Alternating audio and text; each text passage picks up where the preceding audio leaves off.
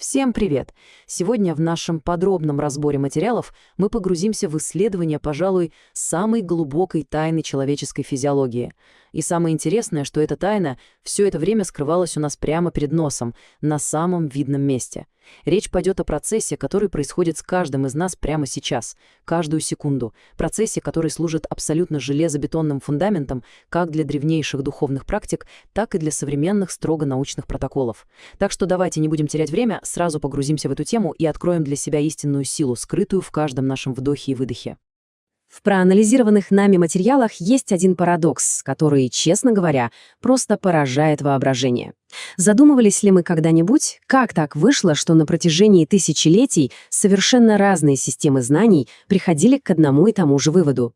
Смотрите, от древних йогов, суфиев и мистиков вроде Гурджиева и Штайнера до современных фанатов метода Вима Хофа и даже оперативных сотрудников спецназа, все они нашли точку опоры в одном и том же явлении. И ответ, который невидимой нитью связывает эти разрозненные эпохи культуры и научной дисциплины, до смешного прост. Это дыхание.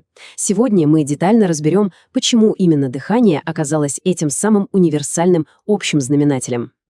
Итак, часть первая. Единственная дверь в систему. Наш организм — штука сложная, и многие процессы в нем работают на полном автопилоте. Согласитесь, мы ведь не можем просто взять и усилием воли приказать сердцу биться медленнее. Или, скажем, ускорить пищеварение после очень плотного обеда. Всем этим рулит автономная нервная система, и она надежно скрыта от нашего прямого вмешательства. Но дыхание — это совершенно уникальное гибридное исключение. Да, оно непрерывное и автоматически управляется стволом мозга, пока мы спим или просто о нем не думаем. Однако в любую секунду мы можем перехватить управление и взять его под абсолютный сознательный контроль. Это делает дыхание буквально единственной доступной нам физиологической дверью из мира осознанных действий прямо в скрытую архитектуру автономной нервной системы. Двигаемся дальше. Раздел 2. Мост между телом и разумом. Науке давно известно, что состояние нашей психики мгновенно отражается на физиологии. Тревога или стресс. Дыхание сразу становится частым и поверхностным. Мы спокойны, оно замедляется и становится глубоким. Но самое потрясающее, что подчеркивают источники в нашем разборе, эта схема работает в обе стороны. Намеренно замедляя дыхание, мы физически подаем четкий сигнал блуждающему нерву и барорецепторам. Возникает так называемая дыхательная синусоида аритмии, которая буквально заставляет нервную систему сменить режим работы. Получается, что дыхание — это вовсе не какой-то пассивный датчик на приборной панели. Это настоящий командный пульт, меняющий саму биохимию нашего тела. Именно поэтому в классической йоге прочно закрепился принцип «где дыхание, там и ум». И, как мы теперь видим, это вообще не просто красивая метафора, это абсолютно точное описание идеального биологического интерфейса. Сама наша способность менять ментальные состояния, просто меняя ритм вдохов и выдохов, делает дыхание совершенным инструментом. И этот инструмент одинаково круто работает везде, и в протоколах психотерапии для снятия тревожности, и в спортивной медицине, когда нужно собрать все ресурсы перед стартом, и в тех самых мистических традициях для достижения измененных состояний сознания. Переходим к третьей части. Непрерывная нить жизни. Давайте подумаем вот о чем. Еда, вода, даже сон — все это процессы периодические. Человек запросто может обходиться без них часами, а в некоторых случаях и днями.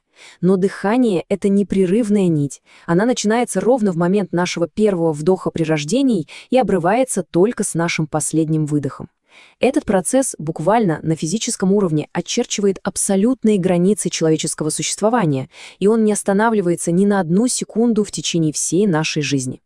И эту непрерывность люди заметили еще на заре цивилизации.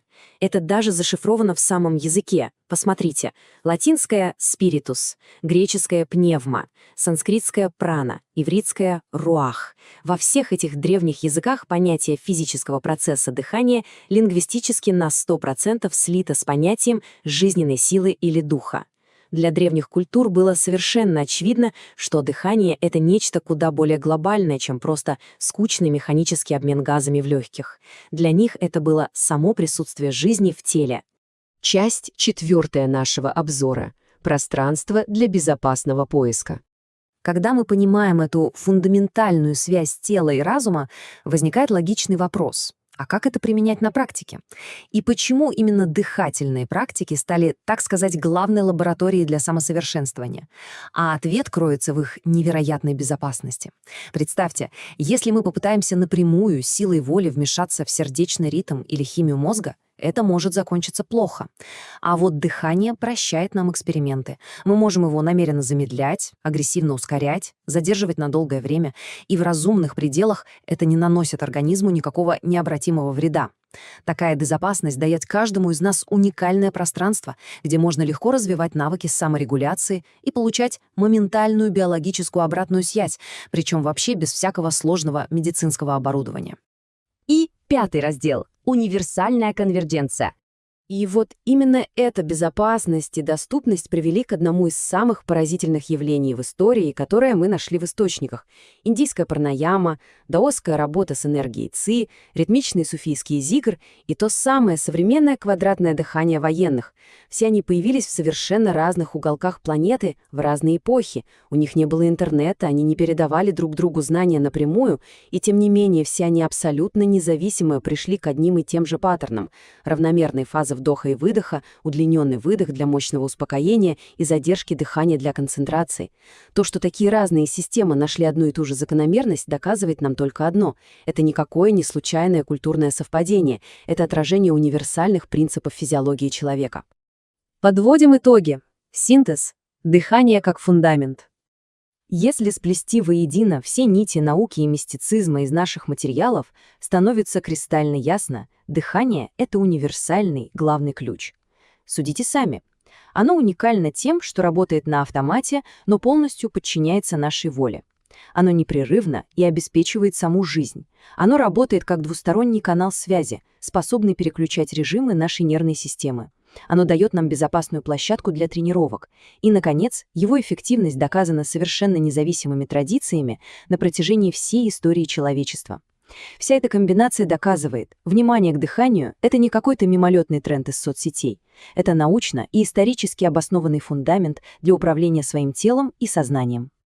Вся эта собранная воедино информация оставляет нас перед одним потрясающим фактом. Архитектура человеческого тела изначально предусматривает наличие панели управления. Физиологическая дверь в автономную нервную систему реально существует, и она всегда приоткрыта.